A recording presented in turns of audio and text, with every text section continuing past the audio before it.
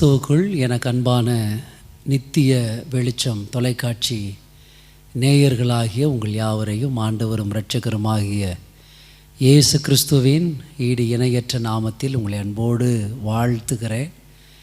இந்த வாரத்திலும் உங்களோடு கர்த்தருடைய வார்த்தையை பகிர்ந்து கொள்வதற்கு தேவன் கொடுத்த இந்த மகத்தான கிருபைக்காக நான் கர்த்தரை துதிக்கிறேன். இன்று உங்களோடு பேசும்படி தேவன் தந்த வார்த்தை எரேமியா தீர்க்க தரிசன புத்தகம் 31ஆம் அதிகாரம் அதன் 9ஆம் வசனம். எரேமியா தீர்க்க தரிசன புத்தகம் 31 அதன் 9ஆம் வசனம் இப்படியாய் சொல்லுகிறது: அழுகையோடும் விண்ணப்பங்களோடும் வருவார்கள், அவர்களை வழி நடத்துவேன், அவர்களை தண்ணீர் உள்ள நதிகள் அண்டைக்கு இடராத செம்மையான வழியிலே நடக்க பண்ணுவேன், இஸ்ரவேலுக்கு நான் பிதாவாய் இருக்கிறேன். என்னை கேட்கிற என் அன்பு சகோதரனே சகோதரியே, இந்த வசனத்தில் முதல் பகுதி இப்படியாய் சொல்லுகிறது: அழுகையோடும் விண்ணப்பங்களோடும் அவர்கள் வருவார்கள்.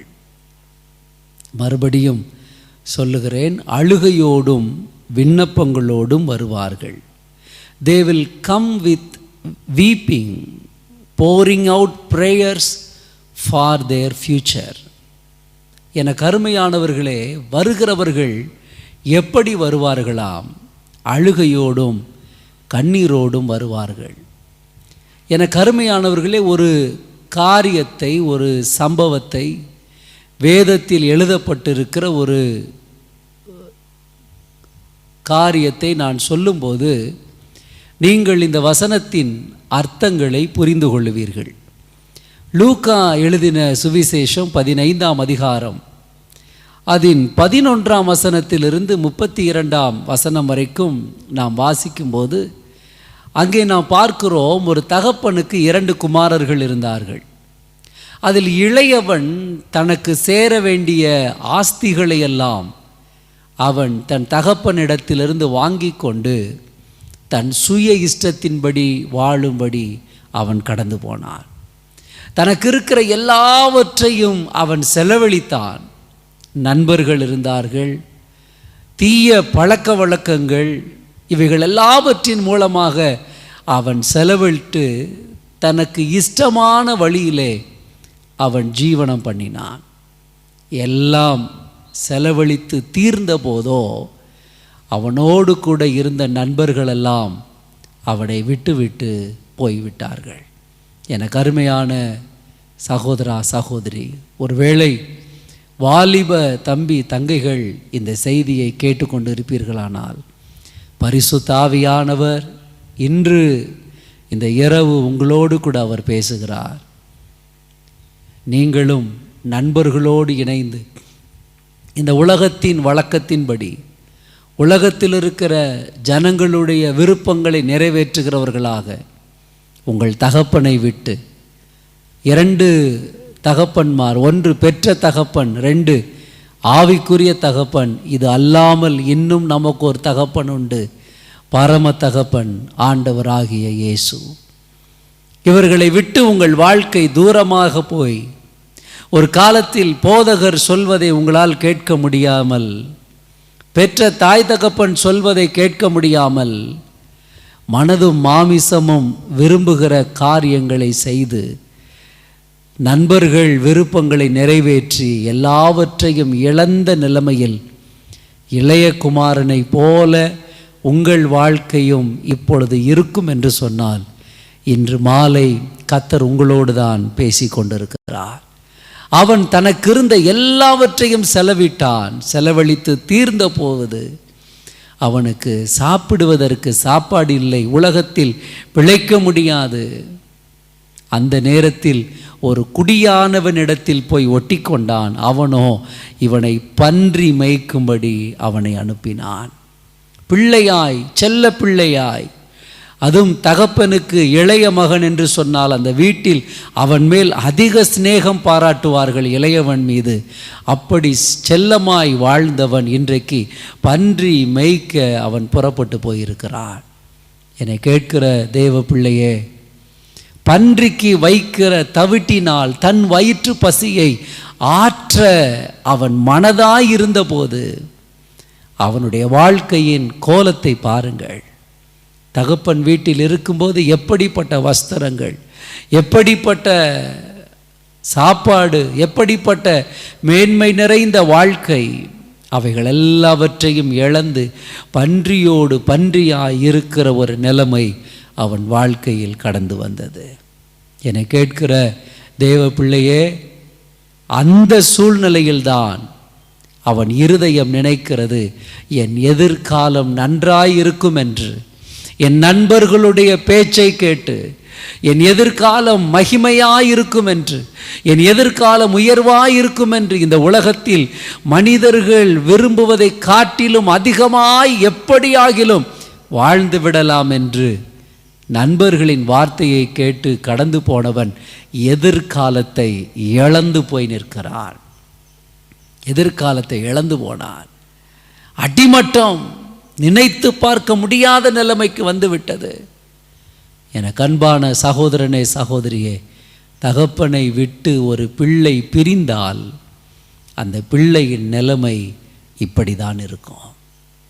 பூமியில் பெற்ற தகப்பன் கூட ஒருவேளை நினைக்கலாம், எல்லாவற்றையும் வாங்கி கொண்டு போனாயே, பின்ன ஏன் நீ வருகிறாய், இனி உனக்கு நான் என்ன செய்ய முடியும் என்று நினைக்கலாம். அவர்களால் இனி உங்களுக்கு உதவி செய்ய முடியாத சூழ்நிலைகள் கூட இருக்கலாம்.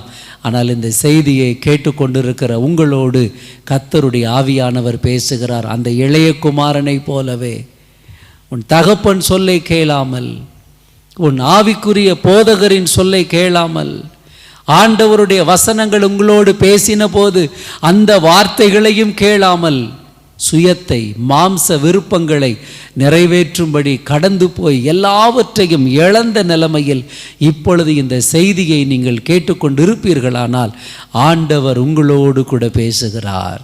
திரும்பி வா, திரும்பி வா, தகப்பன் அண்டைக்கு திரும்பி வா. அவன் சொல்லுகிறான், என் தகப்பன் வீட்டில் ஏராளமான வேலைக்காரர்கள் உண்டு. பிள்ளையாய் என் தகப்பனிடத்தில் இருப்பதற்கு நான் பாத்திரன் அல்ல. என் தகப்பனை பார்த்து ஒன்று கேட்பேன், உம்முடைய வேலைக்காரர்களில் ஒருவனாக என்னை எண்ணிக்கொள்ளும். அவனுடைய இருதயம் மனம் திரும்புதலின் இருதயம் அவன் வாழ்க்கையில். அதைத்தான் இங்கே வேதம் சொல்லுகிறது. எரேமியா 31:9 அவர்கள் அழுகையோடும் விண்ணப்பங்களோடும் வருவார்கள். ஆண்டவரை சந்திக்க வருகிற நீங்கள் எதிர்காலத்தை இழந்த நிலைமையில், ஒருவேளை உங்கள் பிள்ளைகளின் எதிர்காலங்கள் இழந்த நிலைமையில் என்ன செய்வதென்று அறியாமல் திகைத்து போகிற நிலைமையில் நீங்கள் இருப்பீர்களானால் இன்றைக்கு கர்த்தர் உங்களோடு பேசுகிறார். எப்படி வர வேண்டுமாம்? அழுகையோடும் விண்ணப்பங்களோடும். எதற்காக? ஒவ்வொருவரின் எதிர்காலங்களுக்காக. வாலிப தம்பி, வாலிப தங்கை, உங்களை பார்த்து ஒரு வார்த்தை கேட்கிறேன். என்றாகிலும் உன் எதிர்காலத்தை நீ நினைத்திருக்கிறாயா? தாய் தகப்பன் படிக்க சொல்லும்போது கஷ்டமாயிருக்கும். ஆனால் இன்றைக்கு இந்த செய்தியை கேட்டுக்கொண்டிருக்கிற நேரத்தில் உன் எதிர்காலத்தை நினைத்து அழுகையோடும் விண்ணப்பங்களோடும் ஆண்டவர் சமூகத்திற்கு ஓடிவா. இளைய குமாரனை போல ஓடிவா. அந்த இளைய குமாரன் ஓடி வருகிறான். தகப்பனின் அன்பை பாருங்கள். தூரத்தில் அவன் வருகிறதை கண்டபோது அவனுடைய கோலம் இங்கிருந்து போகும்போது இருந்தது போல அல்ல.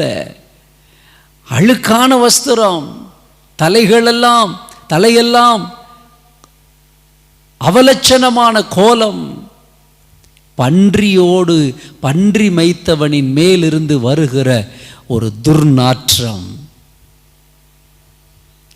எனக்கு அருமையானவர்களே, ஆனால் தகப்பன் பார்க்கிறான், தூரத்தில் வருவது தன் மகனை போல தெரிந்தவுடனே வேதம் சொல்லுகிறது 20ஆம் வசனம், லூக்கா எழுதின சுவிசேஷம் 15ஆம் அதிகாரம் 20ஆம் வசனத்திலே, அவன் தூரத்தில் வரும்போதே அவனுடைய தகப்பன் அவனை கண்டு அவன் மேல் மனதுருகி. உண்மையை சொல்ல வேண்டுமானால் அவனை பார்த்தவுடன் கோபம்தான் வர வேண்டும். ஏன் கோபம் வர வேண்டும்? எல்லாவற்றையும் வாங்கி கொண்டு போய் அழித்து போட்டு வந்திருக்கிறாயே என்று கோபம் வர வேண்டும். ஆனால் இயேசு இங்கே உவமையில் சொல்லுகிற அந்த தகப்பனோ அவன் மேல் மனதுருகுகிறார். இந்த நேரத்தில் இந்த தேவ செய்தியை கேட்டுக்கொண்டிருக்கிற என் அன்பு மகனே, மகளே, ஒருவேளை கோபம் வரவேண்டிய நிலைமையில்தான் உன் வாழ்க்கை இருந்தாலும், இன்று கர்த்தர் உன்னோடு பேசும்போது உன்மேல் கோபப்படுகிறவர் அல்ல, அவர் மனதுருகுகிற தெய்வம். அவர் மனதுருகுகிறார். தூரத்தில் அவன் வருவதை கண்டவுடனே அவன் தகப்பன் அவனை கண்டு மனதுருகினதோடு மட்டுமல்லாமல் அவனை நோக்கி ஓடுகிறான். அவனை நோக்கி ஓடி அவன் கழுத்தை கட்டிக்கொண்டு அவனை முத்தம் செய்கிறான். யோசித்து பாருங்கள், பன்றிக்கு வைக்கிற தவிட்டினால் வயிற்று பசியை ஆற்ற நினைத்து கொண்டிருந்தவனுடைய ரூபம், அவன் மேலிருந்து வருகிற துர்நாற்றம், அவனுடைய வாழ்க்கையில் அவன் அணிந்திருக்கிற வஸ்திரங்களின் அந்த கோலம், இவைகள் அத்தனையின் மத்தியிலும் இவைகள் எதுவும் தகப்பனை தடை செய்யவில்லை.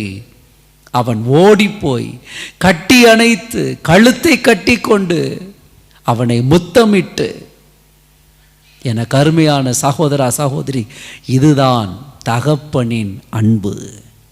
தகப்பனின் அன்பு, தகப்பனின் அன்பு புரிந்து கொள்ளுங்கள். நீங்கள் செல்லுகிற ஆலயத்தில் இருக்கிற ஒவ்வொரு ஆவிக்குரிய தகப்பனின் இருதயமும் இப்படித்தான் இருக்கும். உங்களை பெற்ற உங்கள் தகப்பனின் இருதயம் இப்படித்தான் இருக்கும். நீங்கள் பெரியவர்களானாலும் சிறியவர்களானாலும் இவர்கள் 2 பேரையும் தாண்டி நமக்கோர் பரம தகப்பன் உண்டு. உங்களுக்காக கல்வாரி சிலுவையிலே அடிக்கப்பட்டு தன் ஜீவனை தந்தவர் ஆண்டவராகிய இயேசு. அந்த கோலம் உன் வாழ்க்கையில் இருந்தாலும், இந்த உலகம் உன்னை அருவருத்தாலும், இந்த உலகம் உன் பக்கத்தில் வருவதற்கு ஏற்றுக்கொள்ளாத மனநிலைமைகளில் இருந்தாலும், உன் குடும்பத்தை பார்த்து, உன் நிலைமையை பார்த்து, உனக்கு கிடைத்த வாய்ப்பெல்லாம் துஷ்பிரயோகம் செய்து விட்டாயே என்று கோபப்பட வேண்டிய நிலைமையில் ஆண்டவர் சொல்லுகிறார், நான் பரம தகப்பன், மனதுருக்கம் உள்ளவர். என்னை கேட்கிற அன்பு சகோதரா, பணத்தை வாங்கி வாங்கி வாங்கி நல்ல பிஸ்னஸ் பண்ணிடுவேன், நல்ல நிலைமைக்கு வந்து விடுவேன் என்று உன் வாழ்க்கையில் மனைவியினிடத்தில் பணத்தை வாங்கி வாங்கி வாங்கி எல்லாவற்றையும் இழந்த நிலைமையில் இனி மறுபடியும் ஒரு விசை எதிர்காலமே இல்லை என்கிற சூழ்நிலையில் இந்த தேவ செய்தியை கேட்டுக்கொண்டிருந்தால் பரிசுத்த ஆவியானவர் உன்னோடு தான் பேசுகிறார். பரிசுத்த ஆவியானவர் உன்னோடு தான் பேசுகிறார். எல்லாவற்றையும் அழித்து போட்டுவிட்டு வெறும் கையோடு கூட எதிர்காலம் இல்லாத நிலைமையில் ஏதோ ஒரு சூழ்நிலையில் இந்த தேவனுடைய வார்த்தையை கேட்டுக்கொண்டிருக்கிற உங்களோடு தான் பரிசுத்த ஆவியானவர் இப்பொழுது பேசுகிறார். தகப்பன் இந்த தொலைக்காட்சி நிகழ்ச்சியின் மூலமாக உன்னை தேடி வந்திருக்கிறார். உன் கழுத்தை கட்டிக்கொண்டு உன்னை முத்தம் செய்து உன்னை அழைத்து உன் வஸ்திரங்களை மாற்றி உனக்கு வேறே வஸ்திரத்தை கொடுத்து, பாதரட்சையை கொடுத்து, அதிகாரம் என்கிற மோதிரத்தை கொடுத்து, எதிர்காலத்தை இழந்து போயிருக்கிற உன் வாழ்க்கையில் மறுபடியும் ஒரு எதிர்காலத்தை தருவதற்காக அவர் ஆவலோடு கூட இருக்கிறார். எரேமியா 31:9 அதைத்தான் அந்த முதல் பாகம் சொல்லுகிறது. அழுகையோடும் விண்ணப்பத்தோடும் வருவார்கள். உங்களை மிக அன்பாய் கேட்கிறேன். ஆலயத்திற்கு போகிற தேவ பிள்ளைகள் இந்த செய்தியை கேட்டுக்கொண்டிருந்தால் உங்களை மிக மிக மிக தாழ்மையாய் கேட்கிறேன். ஒவ்வொரு ஆராதனைக்கும் நீங்கள் ஆலயத்திற்கு போகும்போது இதே பாரம் உங்களுக்கு இருக்க வேண்டும். ஆண்டவரிடத்தில் ஏதாகிலும் ஒன்றை பெற்றுக்கொள்ள வேண்டும், என் விண்ணப்பங்களை அவரிடத்தில் ஏறெடுக்க வேண்டும் என்கிற எண்ணத்தோடு அவர்கள் வருகிறார்களா இவர்கள் வருகிறார்களா என்று வேடிக்கை பார்க்க போகிறவர்களாய் இராதபடிக்கு நீங்கள் எப்படிப்பட்டவர்களாய் ஆலயத்திற்கு, தகப்பன் அண்டைக்கு, தகப்பன் வீட்டிற்கு, ஏனென்றால் ஆண்டவர் சொல்லுகிறார், என் பிள்ளைகளை என் ஜெப வீட்டில் கொண்டு வந்து நான் அவர்களை மகிழ பண்ணுவேன். தகப்பன் வீடு அது. தகப்பன் அங்கே இருக்கிறார். அவரிடத்தில் வரும்போது எப்படி வர வேண்டும்? அழுகையோடும் விண்ணப்பங்களோடும் அவர்கள் வருவார்கள். வந்த அவர்களுக்கு நான் என்ன செய்வேன்? இப்பொழுது நான் சொல்லுகிற வார்த்தை தீர்க்க தரிசனமான வார்த்தை. நீங்கள் விசுவாசத்தோடு கேட்பீர்களானால் பிதா, குமாரன், பரிசுத்தாவியின் நாமத்தில் இந்த வார்த்தைகள் அப்படியே உங்கள் வாழ்க்கையில் வந்து பலிக்க பரிசுத்தாவியானவர் இரக்கம் செய்வாராக. அப்படி வருகிறவர்களுக்கு அவர் சொல்லுகிறார், அவர்களை வழி நடத்துவேன். எந்த வழியிலேயே நடக்கன்னு தெரியாம தானே எதிர்காலத்தை நீங்கள் அழித்த நிலைமையில், எதிர்காலமே இல்லாத நிலைமையில் இருக்கிறீர்கள். இன்று உங்களுக்கு சொல்லுகிறேன், இந்த செய்தியின் மூலமாய் உங்களோடு பேசிக்கொண்டிருக்கிற ஆண்டவர் இயேசு சொல்லுகிறார், நீ வா, அழுகையோடு விண்ணப்பத்தோடு என்னிடத்தில் வா, நான் உன்னை வழி நடத்துவேன். ஆகையினால்தான் சங்கீதக்காரன் தாவீது சொல்லுகிறான், கர்த்தர் என் மேய்ப்பராய் இருக்கிறார், நான் தாழ்ச்சி அடையேன். அவர் என்னை புல்லுள்ள இடங்களில் மேய்த்து அமர்ந்த தண்ணீர்கள் அண்டையில் என்னை கொண்டு போய் விடுகிறார். அவர் வழி நடத்துகிறவர். மனுஷனுக்கு செம்மையாய் தோன்றுகிற வழிகள் உண்டு, அதன் முடிவோ மரண வழிகள்.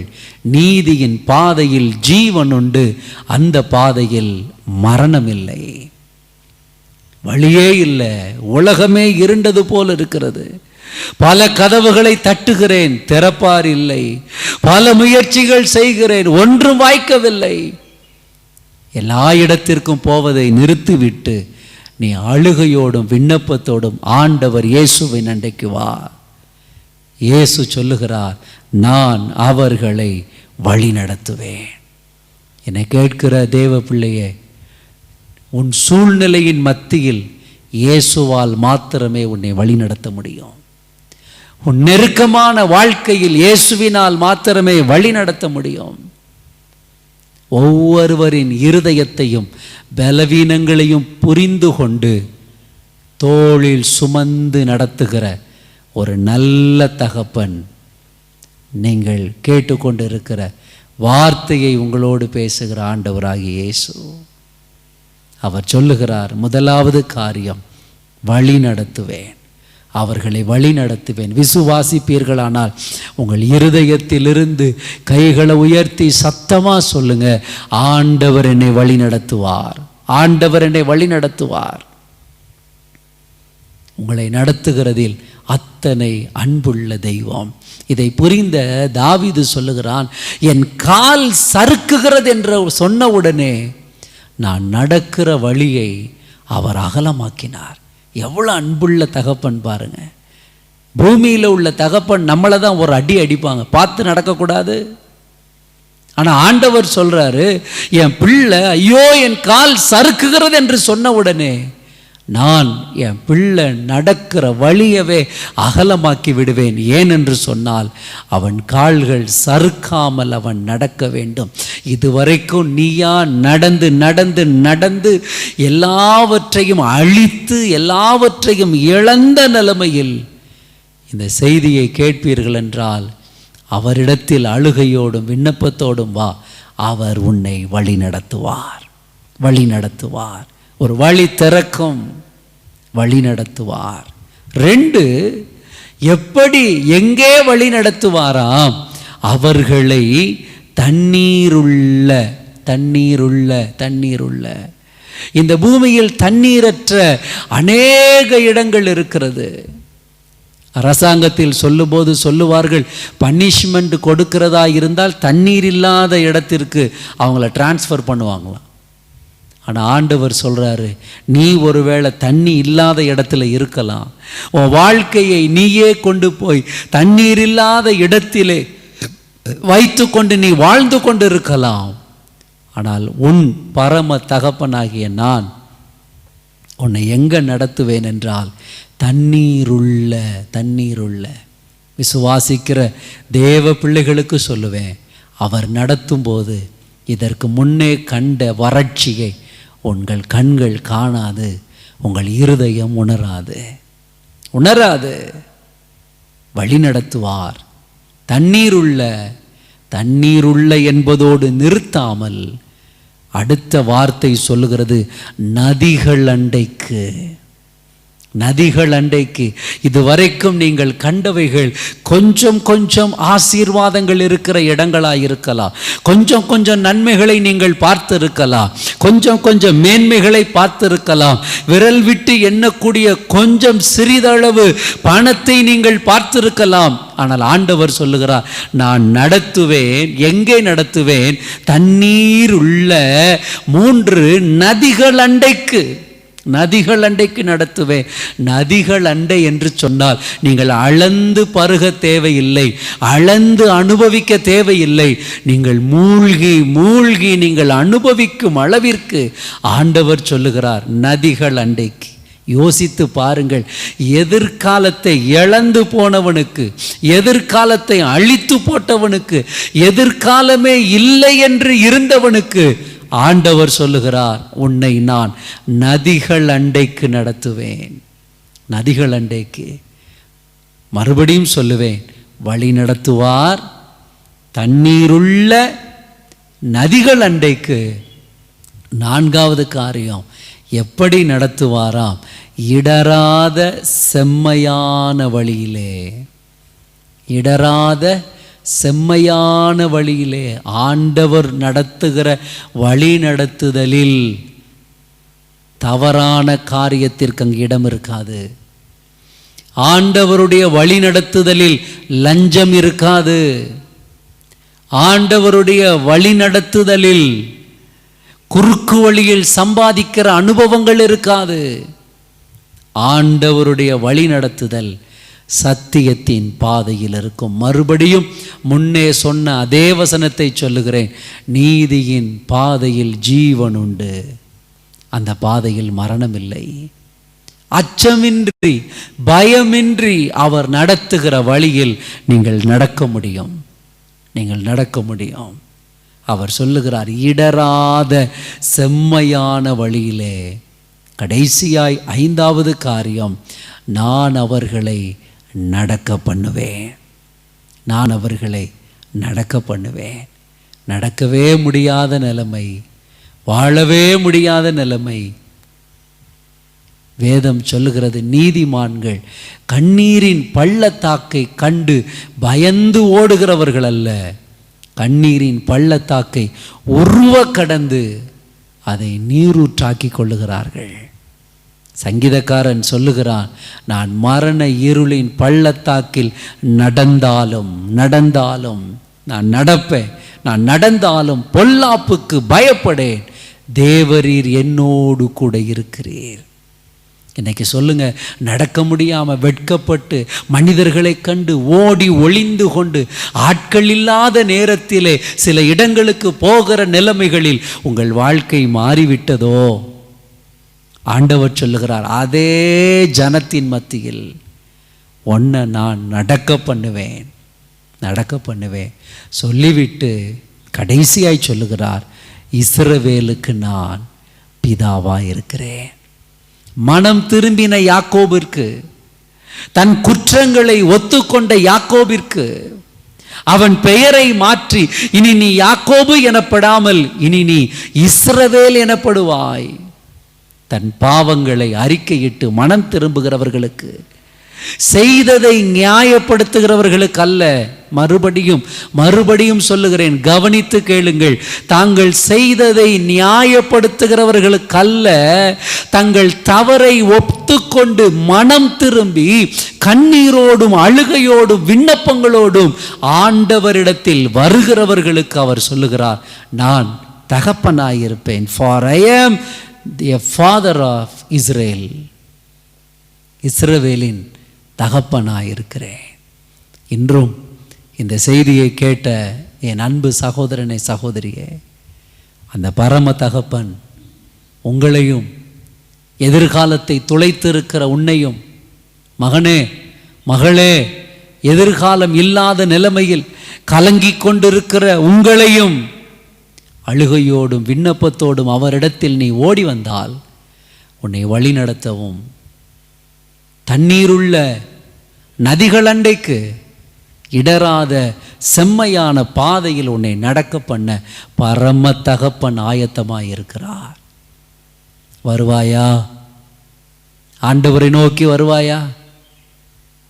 உன் பாவங்களை அறிக்கையிட்டு, உன் தோல்விகளை, நீ பெற்று எடுத்துக்கொண்ட தவறான முடிவுகளை அறிக்கையிட்டு அவரிடத்தில் நீ உன் எதிர்காலத்திற்காக கண்ணீரோடு வரும்போது பரம தகப்பன் உன்னை வழி நடத்த ஆயத்தமாயிருக்கிறார்.